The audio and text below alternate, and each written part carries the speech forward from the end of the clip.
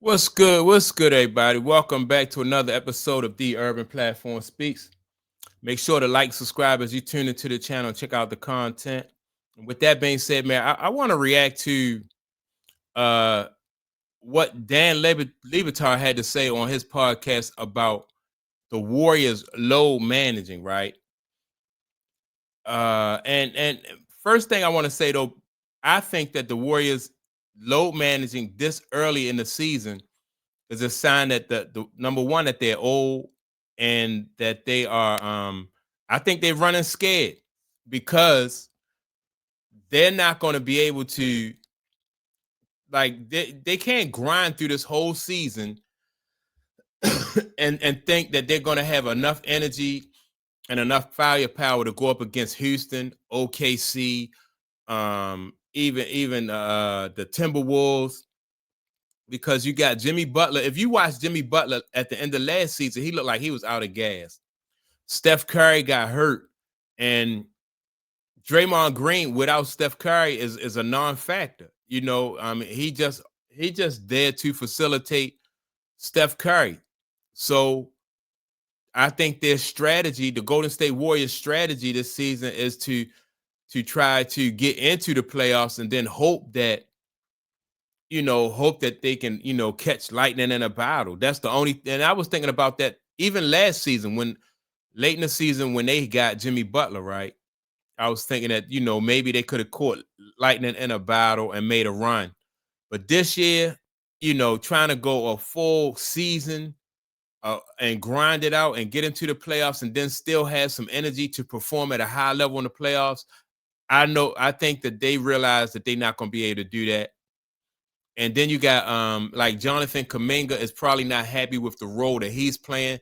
They're not happy with Jonathan Kuminga's performance. So they're trying to they want to hopefully back into the playoffs. And then if you think about it, Steph Curry already had 2 games this year already where he went over 40. And in order for them to win and be in games, that's the kind of performance that Steph Curry, he's going to have a whole lot of 40-point games. And they're not going to be, that's going to be unsustainable. He either going to get hurt or he's going to run out of gas. So I'm going to play Dan Levitar, what he had to say on his podcast. And he's mainly looking at it from a fan perspective, right? Which is cool, the load management. But I'm saying that the reason they're load managing is because they know they're not going to be able to make it for the long haul. Zaslow, as a friend, a literal friend of the show, is obviously someone that I like and respect. But over the last 20 years, the way sports commentary has changed, there's everyone at the trough now. It is a democracy. Everyone's giving their opinions, and everyone has to have an opinion that stands out from the other opinions to climb out in this business. And Zaz is a rising star. But I believe he's over the line when his analysis of last night's sporting event is to walk in and be like, Jimmy Butler's a dick and the Warriors are bullshit. And I'm like, okay, that's strong and I understand it, but that's probably not the takeaway from last night's game for me.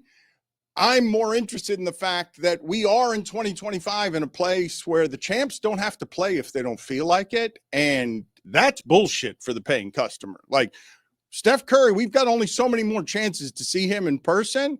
And while I embrace load management and taking care of your employees, and I can make all the arguments on behalf of both pace and, yeah, travel must be really hard. That's bullshit last night. That the Warriors just shout for a month, hey, we're going to take that day off in Miami. And then it's Draymond Green out with an illness. Steph Curry, my ankle sore, and he decided it was going to be sore 4 days ago. And Jimmy Butler's not playing either. And then leaving after the game without shaking anybody's hand, without 6 years of relationship. That bridge is like so totally torched that he doesn't have anything to say to anybody. But see, like I said, the reason that the Golden State Warriors are doing this is because their team, the ones that they depend on the most, their big three is old. And they not going to be able to, for 82 games, be able to, they won't have anything by the end of the season. And I wouldn't go, like I wouldn't pay my money and to try to go see Steph Curry because you don't know if he's gonna play or not, if he's gonna be there or not. I would like to go see OKC because those young guys, they playing, short of an injury or something like that, they're gonna be there. Houston Rockets, those guys, they not load managing because they're gonna be there. I'm not paying money to go see a team where like you got older guys on there just trying to get into the playoffs and they're gonna be load managing. Somebody said that the team that they put out there, and it might have been Dan Libertad, that they look basically like a G League team that they put out there. So let me get back to some more of what Dan Libertad is saying. But it's too far. It's a bridge too far for Zaslow to come in and just be Jimmy Butler's a dick and the Warriors are bullshit. I mean, you and I are on the same page. I was just a hell of a lot more efficient with it. Like everything you just said is the Warriors are bullshit and Jimmy Butler's a dick. It's a cosign. The behavior of a dick. Yeah, we don't take personal attacks. We just call out behavior.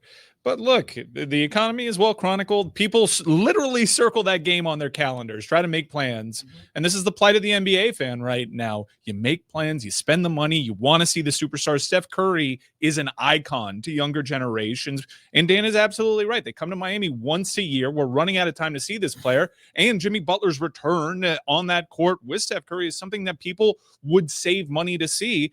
And the NBA has a huge problem because the Warriors kind of totally punted on the notion of playing this game probably when the schedule came out and fans decided they were going to spend their money on that. It's a huge problem. And no. See, as a fan, and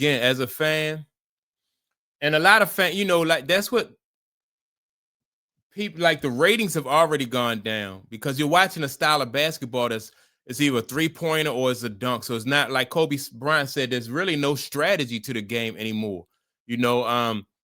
Plays are happening with like on accident and there's not a purpose out there anymore. So the quality of basketball we watching is not like what I was used to watching back, when Kobe and Shaq and all those guys and Mike before him. It's not the same thing. And since like people are not going to the games. I would prefer to watch it at home anyway. If Steph don't show up and I'm at the house, it don't make me no difference, So, the NBA put themselves in a hole, and what they're going to have to do is they're going to have to work themselves out of it because a lot of people not going to go to the games.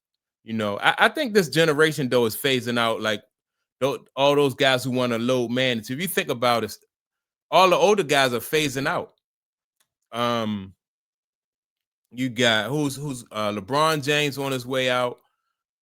Kevin Durant is on his way out. You have Kyrie Irving. Then you got James Harden.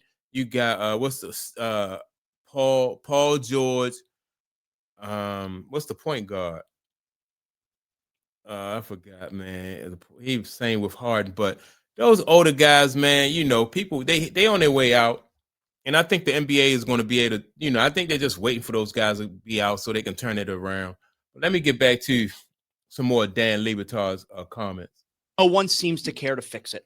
Like we all talk about the ways that you can fix it, but no one actually wants to do anything to fix it. I do wonder, though, maybe Jeremy can answer this without me getting him in trouble. Do the Heat still charge, like, is there, and the Heat are not the only team that used to do this, do they still do the tiers package based on, depending on what team you're playing, it's a little bit more expensive Are you talking to buy about tickets? sobbing or wailing? I'm talking about price tiers. I have no idea. Because they at least used to do that.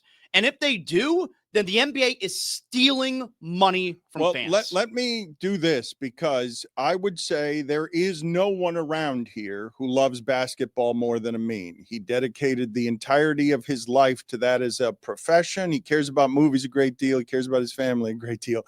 But I think he cares about basketball the most. Every time we start ripping his sport, he gets pretty defensive about it in protection of it because he really loves it. Amin, you come into town, at least in part, because you love the energy and buzz of, I want to go see Steve Kerr and the Champs play the Heat in a building I respect with an organization I respect. And you get there last night and it's a G League game. I kind of knew. I knew. Like, they're on a 6-game road trip, right? They've been talking, right? What Cleveland did wrong was their guys played one night, and then 2 days later in the same city, they're like, everyone's out, but this guy can get on a plane and go to Louisville versus Kentucky, right? Whoa. Now that's crazy. You know, like when you see players, that's crazy when you see players who are you know, who are supposed to be out sick and you see them at a different sporting event. That is crazy right there. But like I said, if as a fan, I was like certain games I'm not gonna go to, you know, and I watch I don't like big crowds anyway, so I'm gonna watch these games at home, you know. So that's my take on it, man. Y'all make sure to like and subscribe to the channel. And also, with that being said, don't forget to leave a comment, and I'll check you all out in the next video. Peace.